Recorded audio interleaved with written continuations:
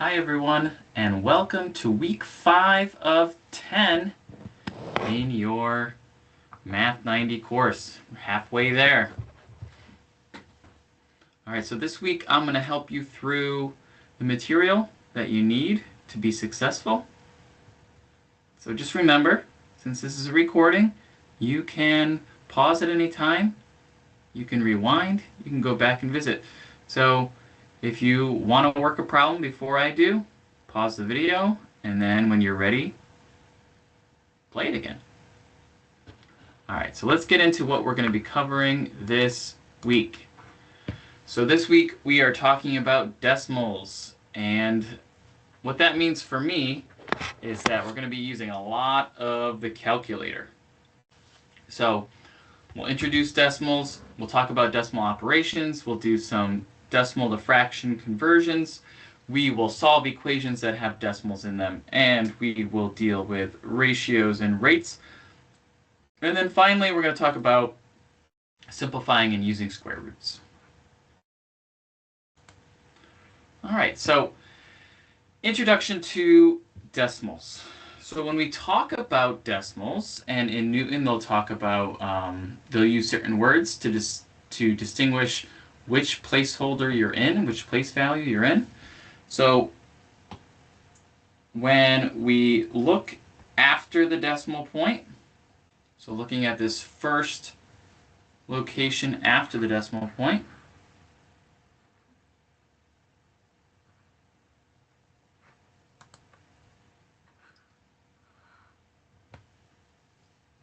give me 1 second, this doesn't seem to be updating.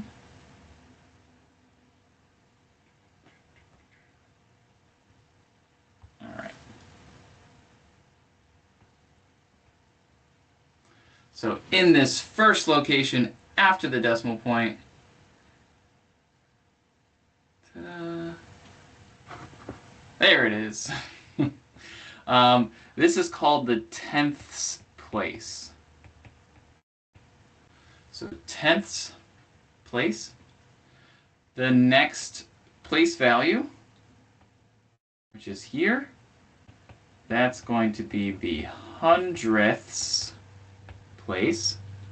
So it's called the tenths place because it is equivalent to 1 over 10, or 1/10. In this place, we are equivalent to 1 over 100. And then we continue from there. So the third place value is the thousandths place. I should probably spell this correctly. So this is the thousandths place, because it represents 1 over 1,000. You can see there's 1 extra 0 every time. 1/10, 1 100th, 1 1,000th. And so the next place value is here, and that is the 10,000ths place, because that's 1 over 10,000. Then we have the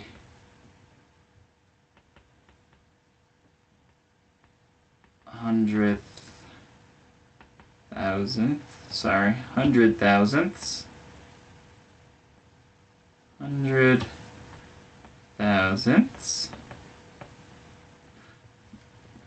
Then we have the millionths, and we have the 10 millionths, and so on and so forth. So they're probably not going to ask you to go past 100,000ths. Typically you're in the hundredths, thousandths, and 10,000ths range, but that continues forever in the way that we would name these.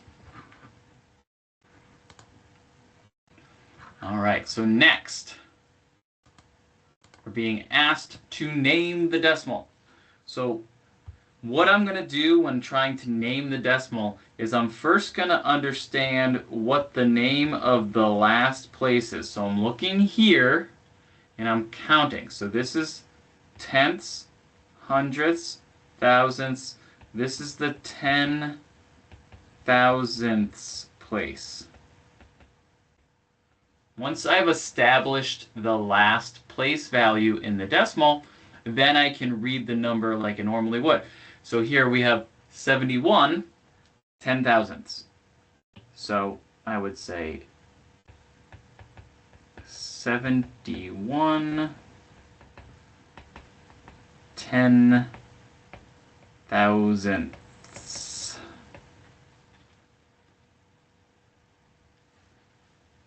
So similar on the next problem, we have a -10. We have something on the left side of the decimal point. So we have to talk about that. We have to say that when we're naming the decimal. We also have to say the negative. But I'm looking here at the last decimal place value. And so we have tenths, hundredths, thousandths. So this is the thousandths place. And once we've named that, it's going to be easier to talk about it because we know that's how we're going to say it. There we go. Updated. So, thousandths place. So, we're going to say -10 and 345 thousandths.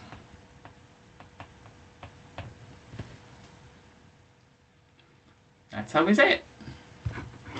All right, moving on to the next one. So now we want to go the other way. So they're going to tell us the decimal and we're going to write it. So we want to write 10 and 2,485 10,000ths as a decimal. So what I want to do first is I want to understand how far my decimal is going to go. So I'm going to go to the 10,000ths place.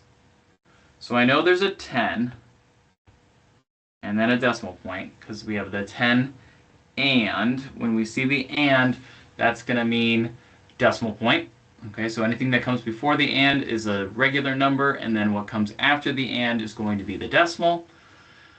And so 10,000ths would be, we have a tenths, hundredths, thousandths, 10,000. So we have 4 place values that we need to fill. And here it says 2,485. So that is 4 places. The reason I'm checking this is because there could be a 0 in between if the number they're telling us isn't big enough to fill the gap that needs to be filled to get to the 10,000ths place. So in this case, since we have 2,485 and it all fits in there and we're in the 10,000ths place, then we know that that is our decimal. So we can rewrite it if we want, just so that it looks a little bit nicer. But that is our decimal. 485, okay. So let's try this again. Now we have -12 and 38 thousandths. So again, I know I'm going to have a -12, and that comes before the and, so before the decimal point. And then thousandths, so tenths, hundredths, thousandths. But this just says 38. So I am going to need a 0 to make it so I have 38 thousandths. So we have -12.038. That gives us our decimal written correctly. All right, so that's a little bit of going back and forth between English and math. And we're moving on to the next objective. So decimal operations. And here I have my calculator ready to go for all of these problems, because when I see decimals, I just think, oh, I'm going to use a calculator. So for example, in this problem, you can't see the problem anymore, but it was 0.0 5.076, and this is exactly how it was written, times 5.49. I can write it exactly as it's written. I can hit enter, and my calculator is going to tell me what that answer is. So I'm just writing that down. Now, if you have the 0 before the decimal place, or if you don't have the 0 before the decimal place, it doesn't matter. I wrote it without the 0 in front of the decimal place.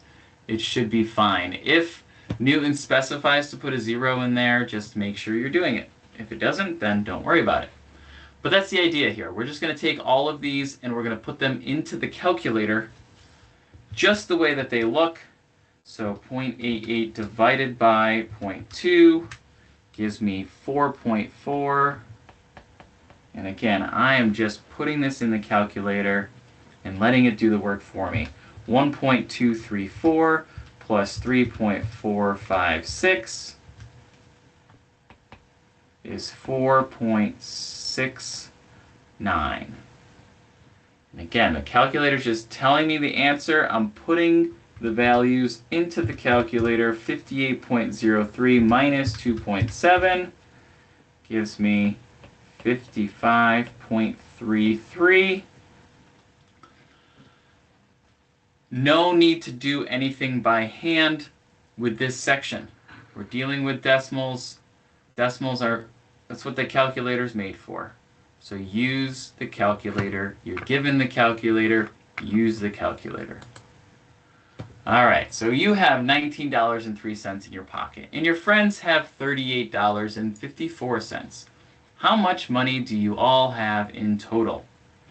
Okay, so here we do have to think about what operation we need to be doing. So we have to do a little bit of thought. We have to set up the problem, but then we're going to let the calculator do the rest of the work for us because that's what we do. So,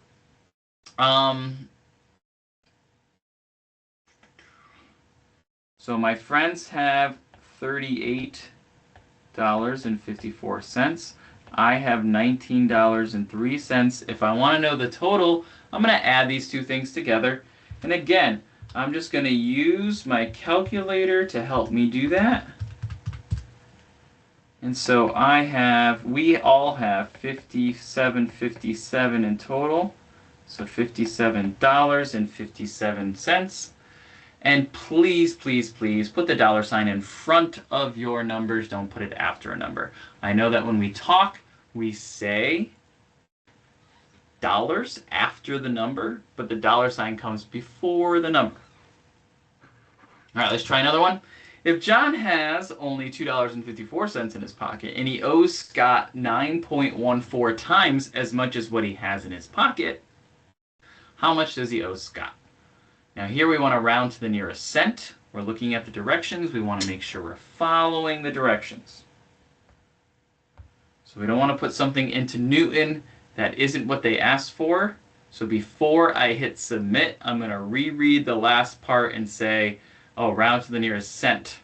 And make sure I'm reading that. Make sure I check my answer before I hit submit or continue. But in this case, John only has $2.54 in his pocket.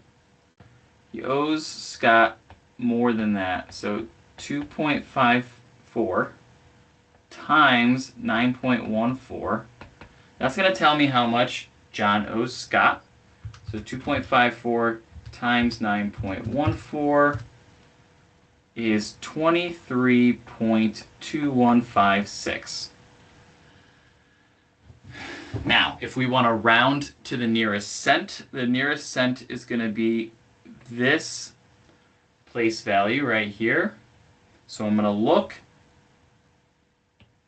one place value to the right.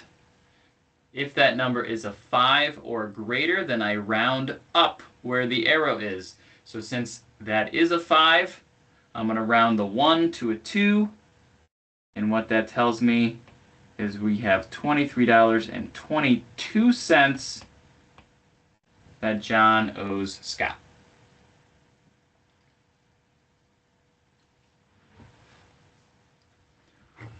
All right. So that's some decimal operations. Again, the calculator is the key here. We want to be using that calculator as much as we possibly can.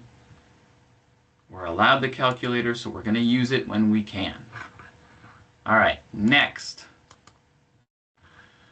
We want to convert some fractions to decimals.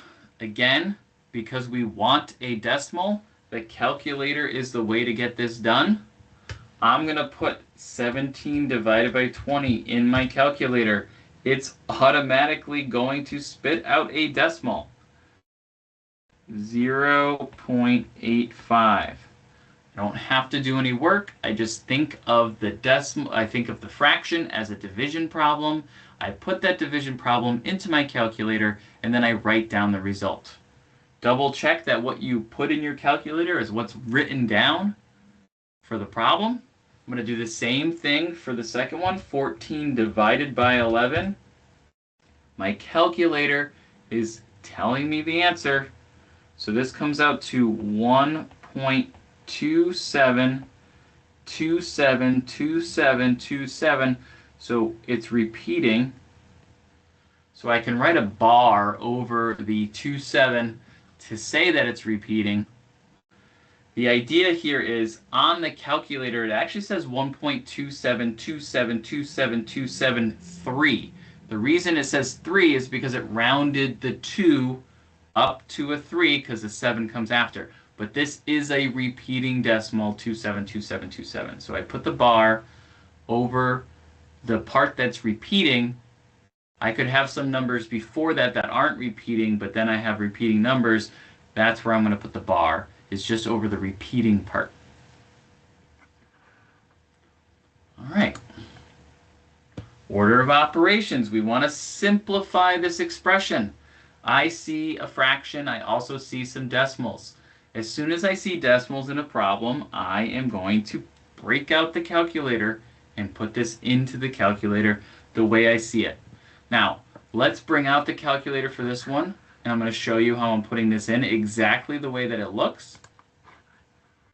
So we have a 2 over 17. So the first thing I'm going to do, I'm going to hit alpha and then this button next to alpha, and it sets up that fraction for me. 2 over 17. I can put it in exactly the way it looks. So then I start my parentheses. I have 8.6 minus 5.2, and I hit enter, and it spits out a single decimal. The calculator knows the order of operations. You don't have to necessarily, like you should know it, but you can trust that the calculator is doing this in the correct order. So I'm telling you to trust it, so you can trust it. All right, so now we have 0.4 was our answer, so that's what I'm writing down. Moving on to the next problem. We want to simplify this expression.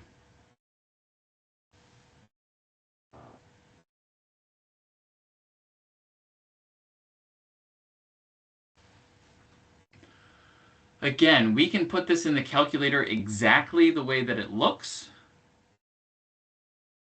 and it will spit out the correct answer. It knows the order of operations. Let's talk through what the order of operations would be.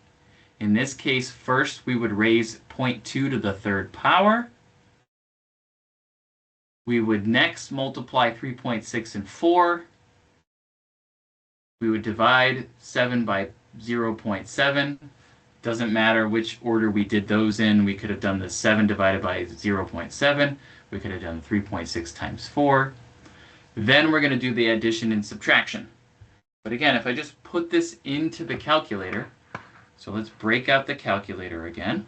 If I just put this in exactly the way that it looks, so we have 7 divided by, now this division sign doesn't look exactly like the division sign written here, but since I pressed that button that looked exactly like what was written, we can be confident that that's the same symbol, plus 3.6. I can put a 4 right after it. It knows that means to multiply. And then I have 0.2 raised to the third power. We hit enter, and 24.392 comes out the other side. Now, if it asks you to round to a certain number of decimal places, just make sure you're doing that. That's all. Make sure you are following the directions. That's the idea here. All right, let's get back to it. 24.392. So now we're going to solve some equations that involve decimals. So it says translate and solve. Remember on Newton, they just want the final answer. They don't care about you creating the sentence correctly. If you correctly translated, then you will get the correct solution. So they really only care about the solution. So it says the product of 3.7 and W. So product means to multiply. So we still have that of and situation. So the two things that are being multiplied are 3.7 and W. Now we would normally put parentheses around that expression. But when we have a number and a variable being multiplied, we can just write them next to each other. Is still means equals. So is gives me my equal sign. And so we have this expression, 3.7W equals 15.54. So now I can solve this equation. So we are multiplying W by 3.7. So to undo multiplying, we're going to divide W, 3.7W by 3.7. If we divide the left side of the equation by something, we have to do the same thing on the other side. 3.7 times W divided by 3.7. These cancel. The 3.7s cancel out.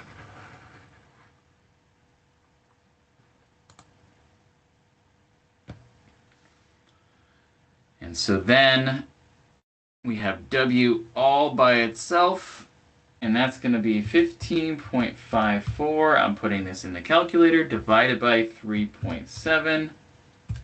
It's going to give me 4.2. So W equals 4.2. That is my final answer.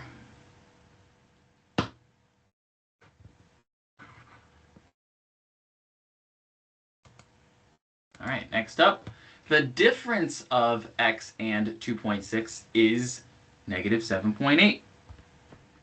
So again, the idea here is I see the of and it tells me these things are a single expression. This has to happen. If there was something else being written, then I would do the subtraction, the difference of x and 2.6 before I would do anything else. So, but since that's the only thing happening on one side of the equation, I don't need the parentheses here. We have an is. That means equals. So we have the difference of x and 2.6 is x minus 2.6 equals negative 7.8.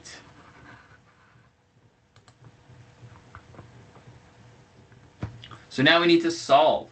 To undo subtraction by 2.6,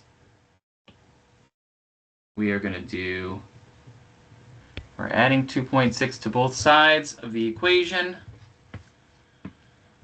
I'm going to break out the calculator. Negative 7.8 plus 2.6 gives me negative 5.2, so x equals negative 5.2. My handwriting is not going to be as nice using this tool. That is okay. Next objective. So here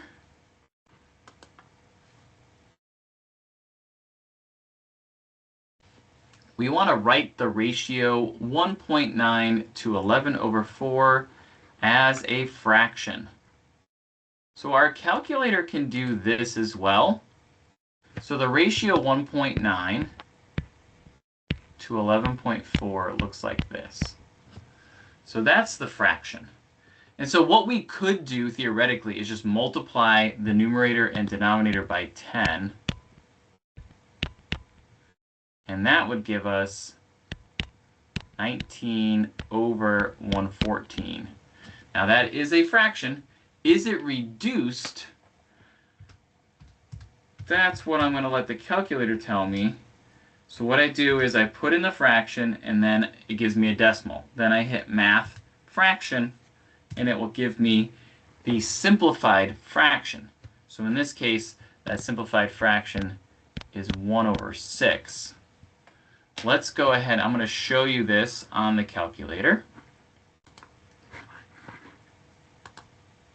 So we had 1.9 divided by 11.4. That's the ratio. It gives me this decimal. I hit the math button here. The first, oh, I'm not sharing my screen. Oh my goodness. Things are not going well here.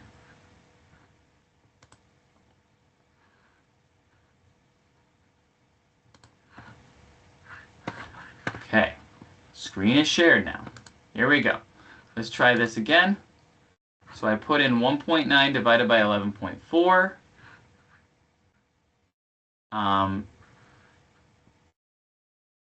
And then I get an answer. So I hit the math button here, fraction, and that gives me 1/6 as an answer.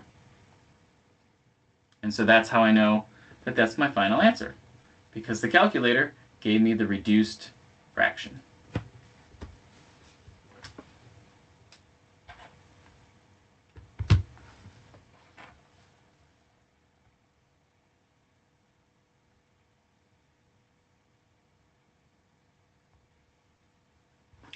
All right, let's go back to the PowerPoint.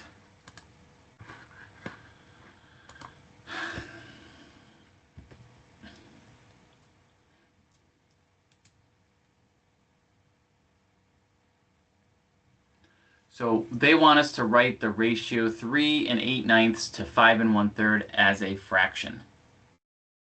So the way we're going to do this is, again, we can use our calculator. We can put it in exactly the way that it looks, or we can create decimals from these to begin with. So it's up to you. We can also convert these into improper fractions. It's all up to you. But let me show you what it would look like to put this into the calculator exactly the way that it looks. So we have here we can hit alpha and then y equals. The second choice gives us a mixed number. So we can put in 3 and 8/9 exactly the way that it looks, divided by alpha y equals, number 2 would be 5 and 1/3. Now it gives me a fraction, which is exactly what I wanted anyway. And so we're going to write down 35 over 48.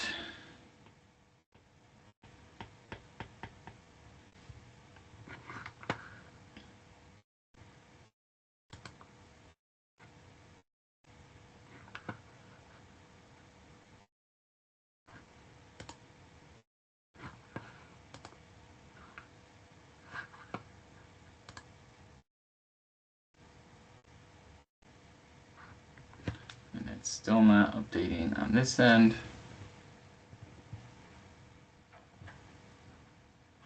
You know, the one thing you can count on with technology is that things are not going to go the way you want them to. It's funny because it's updating in one direction. So I'm seeing the update in one direction, just not the other. Which is You know, very frustrating.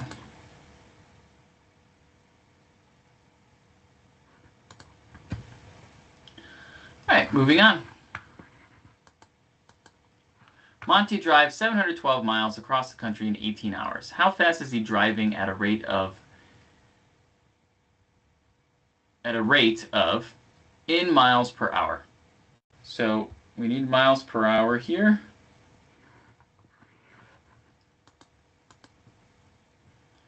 So we're going to look at the units. Here we have 712 miles. Here we have 18 hours. And since we want miles per hour, we're going to write this exactly the way that it looks. So we have 712 miles per, or divided by, 18 hours. And if we do this division, we should get our answer.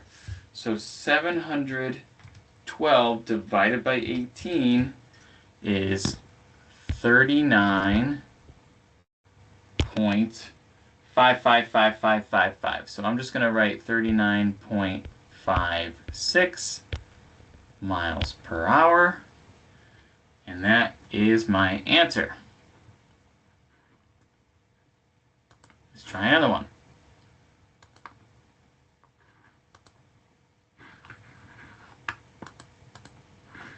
A package of 12 sponges is $8.97, while a package of 4 sponges costs $2.97. Which is the better buy? So in order to really understand which is the better buy, we have to understand how much we're spending per sponge. And per means divide by, so per sponge. So we want sponge in the bottom, or sponges. So we get 12 sponges for $8.97. So that'll be $1 per sponge when we do that calculation out. Then we also have 4 sponges,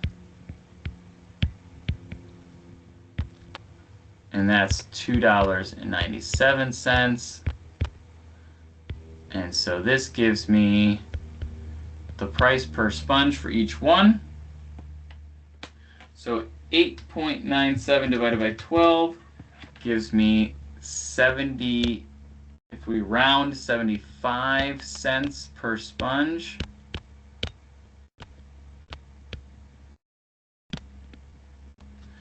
If we do $2.97 divided by 4, we get, rounded, we get 74 cents per sponge. Now, typically,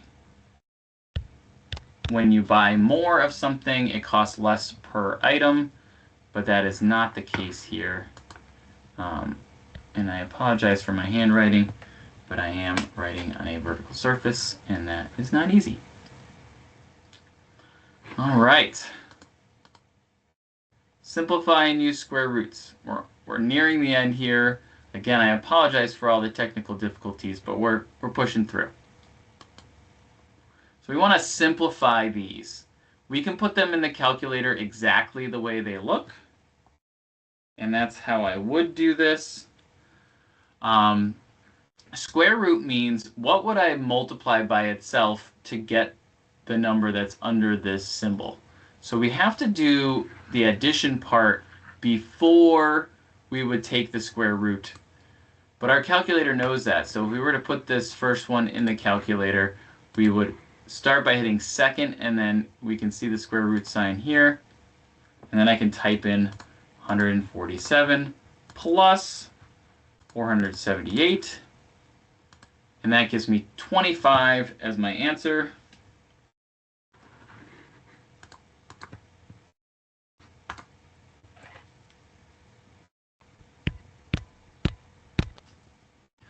Now the next one was the square root of -36.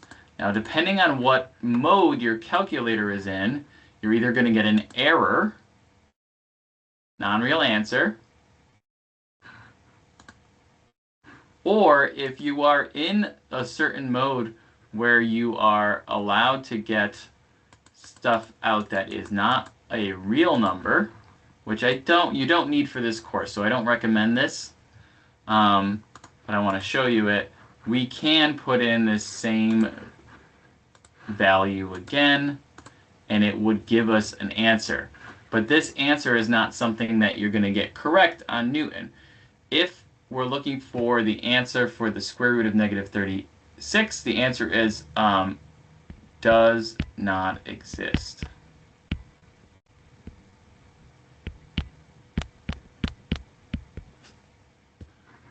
However, the last one is negative the square root of 81, and that is negative 9. That's the difference between the negative being in front of the square root and the negative being under the square root. We're going to get different answers depending on where that negative sign is. And so again, does not exist would be your answer for the second one. The first one's 25. The third one is negative 9. And again, I apologize for my handwriting. Estimate the square root of 260 between two consecutive whole numbers. So what this is really asking us to do is to know what our perfect squares are. Okay? So I know, so what is a perfect square? Well, if you think about it, so 2 squared is 4, right? And then 3 squared is 9, and then 4 squared is 16, and then 25, and then 36, and then 49, and then 64, and then 81. Oh, yeah. And then 100. So those are our first perfect squares. Okay? Now, if I kept going this way, so this is 10 squared, right? If I kept going this way, 25 squared, right? Or actually 12 squared gives me 144. 13 squared gives me 169. And so I'm getting closer and closer to 260.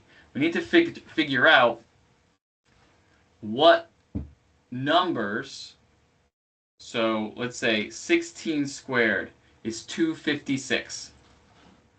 So 16 squared is 256, which means that the square root of 256 is 16. 17 squared is 289, which means that the square root of 289 is 17. So what it's asking here is to estimate between two consecutive whole numbers. So 16 and 17, the square root of 260 would be somewhere between 16 and 17.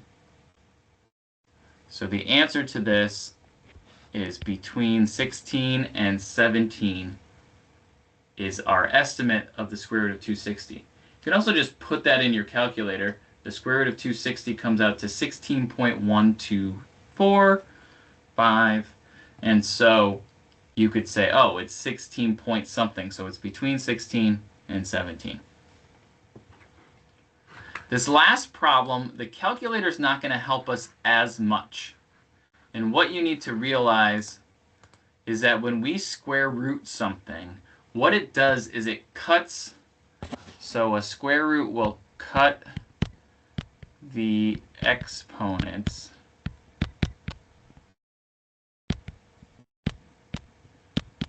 in half. So 324, we're going to do the square root of 324 in our calculator, and it comes out to exactly 18. So the square root of 324, the other thing that's helpful to know is that you can kind of like split this up. This is like the square root of 324 times the square root of x to the 14th times the square root of y to the 24th. Square roots have this kind of property. So the square root of 324 is just 18. The square root of x to the 14th, the square root cuts the exponent in half, so this would be x to the 7th. And then y to the 24th, again, the square root's going to cut the exponent in half, so that's going to be y to the 12th. and this would be our final answer.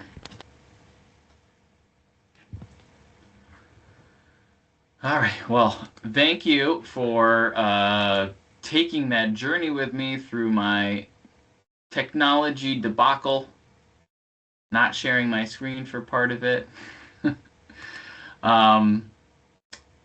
Don't forget your resources. You've got the Math Lab with Math Lab videos. You've got the Teams chats with Ask the Foundational. You've got Ask the Math Lab. You've got drop-in study halls. You've got one-on-ones that you can book. There are, obviously, you can reach out to your instructor with any questions that you have. These are all the resources that are available to you, most of which you can find right on My Nightingale, so start your day at My Nightingale. Thank you so much for watching, and I hope this was helpful, even though we had so many technical difficulties. All right. Have a great one.